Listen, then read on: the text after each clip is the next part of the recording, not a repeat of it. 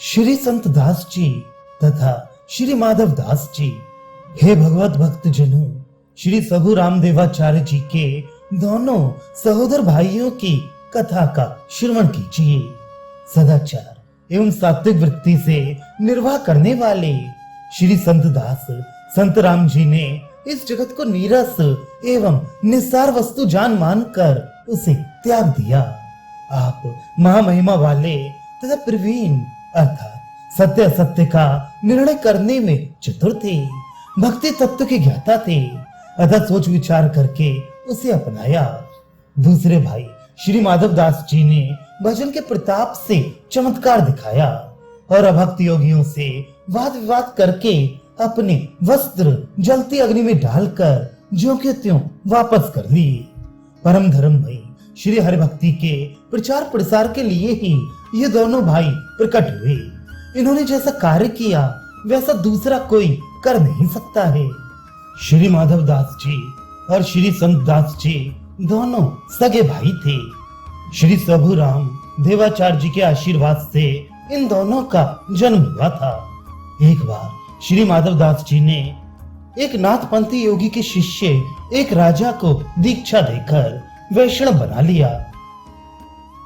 इससे वह कनफटा योगी बहुत नाराज हुआ और बोला कि तुमने ऐसा क्यों किया।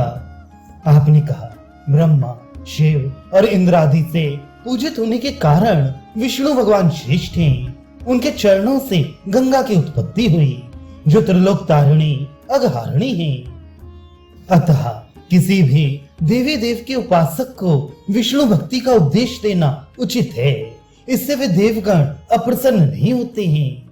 इस संबंध में जोगी ने श्री माधव दास जी से बहुत वाद विवाद किया पर इनसे जीता नहीं।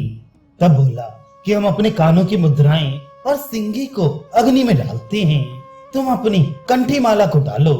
जिसकी वस्तुएं जल जाएं वह हारा और जिसकी ना जले वह जीता माना जाएगा। श्री माधव दास जी ने कहा, तुलसी माला को हम अग्नि में नहीं डाल सकते, हम अपना वस्त्र डालेंगे। अग्नि में डालने पर जोगी की मुद्राएं और सिंगी जल गईं, परंतु इनका अचला नहीं जला। हार कर उसने चरण पकड़े, क्षमा प्रार्थना करके अनुयायी बना। उस योगी में अग्नि स्तंभन सिद्धि थी, कई स्थानों में उसका प्रदर्शन कर चुका था, अतः उसे अहंकार था। भक्ति के सामने माइक सिद्धियां व्यर्थ हो जाती हैं, इसलिए वह हार गया। उन दिनों हरियाणा में बड़ा आतंक फैला हुआ था। वे वैष्णव संतों को टिकने नहीं देते थे। एक बार कई लोगों ने आपकी भजन कुटी में चारों ओर से आग लगा दी, पर कुटी नहीं जली। भक्ति के ऐसे प्रभाव को देखकर बहुत से लोग आपके शिष्य बन गए। एक बार श्री संत दास जी के मन में उत्कट वैराग्य उत्पन्न हुआ और ये जंगल में जा विराजे। संसारियों से आप कुछ भी प्राप्त करने की आशा नहीं करते थे। बहुत से ग्रामीण लोगों ने आपसे आकर कहा कि आप चलकर गांव में रहिए, वहां आपके भोजन आदि का यथोचित प्रबंध हो जाएगा। यहाँ जंगल में कुछ भी प्रबंध नहीं हो सकता। श्री संत दास जी ने कहा, मुझे तो श्री गोविंद जी की आशा है, आप लोग मेरी चिंता न करें। ये सुनकर गांव के लोग निराश होकर चले आए। आप वहीं भजन में मग्न रहे।